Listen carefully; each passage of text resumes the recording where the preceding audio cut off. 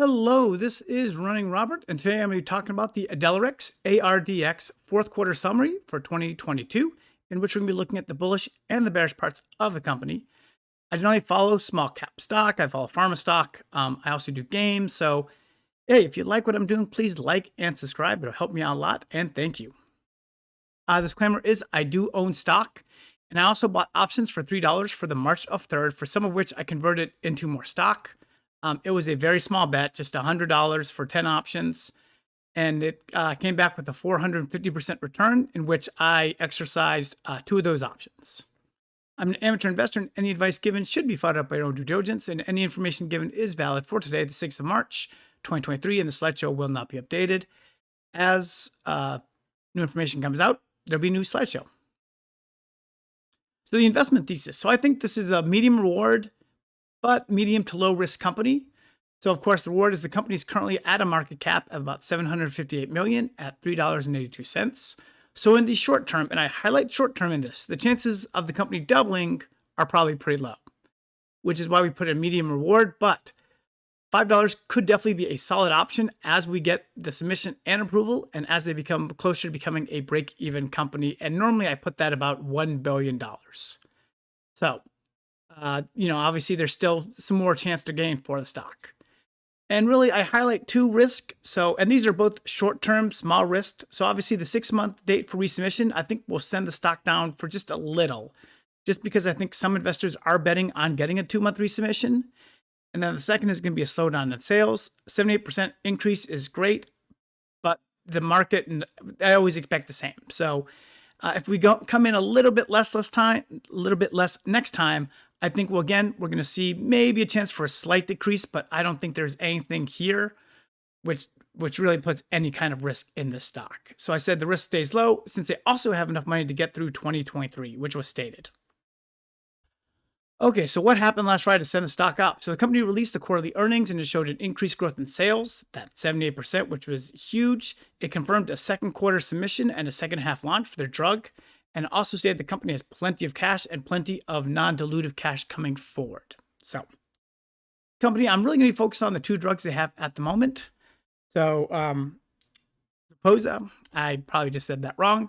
They did have an FDA advisory committee, and they went 9-4 yes for mono, 10-2 yes for combination. They will most likely get a 6-month resubmission, looking to submit at the second quarter, and then a second half 2023 launch. They're also marketing this in Japan by KKC, which would give the company $35 million more dollars at the time of approval, which is expected in the 4th quarter. And Isbrella, obviously their full sales were $15.6 million in the full year. 8.7 of that came in the 4th quarter. That is a really nice sales factor right there. The company is still expecting $500 million in sales when it's all said and done, and a single-digit market penetration. So if this company can hit $500 million in sales, the market cap is it's going to look tiny compared to what it is. And this drug should have a good ability to cut into the operating expenses for 2023, which is what they're really looking for as we're trying to get closer to becoming a break-even company. So the company summary. So this is at the 4th quarter of 2022. They had $123 million in cash. But we have also possible money, $35 million from KKC on Japanese approval, plus $22.5 million to borrow on approval of the drug in the 4th quarter.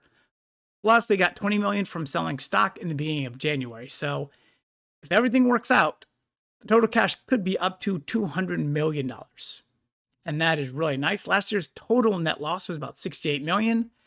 Last quarter's net loss was $17 million, and of course it's a little bit skewed because they did get $35 million from KKC. But obviously, even if you say it's a $20 million net loss for each quarter, you still have plenty of cash to get through 2023. So there's definitely enough cash for that. And then we might even be able to get through 2024 with the amount of cash we have, probably even longer.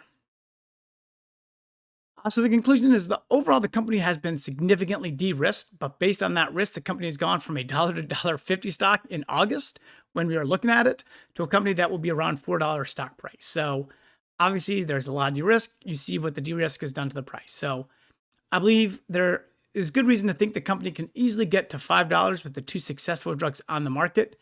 and there's a very positive long-term outlook for the company and the stock price. So I don't believe this is we're going to get approval.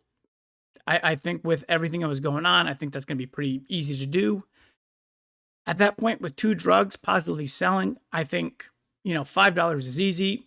And then maybe towards 2024, we can look at, hey, is this a $10, $15, $20 stock? So I think long-term, we're looking good. I think short-term, we're still looking good. I think we're just looking good. So I hope you guys enjoyed this summary, and thank you very much for listening, and have a wonderful day.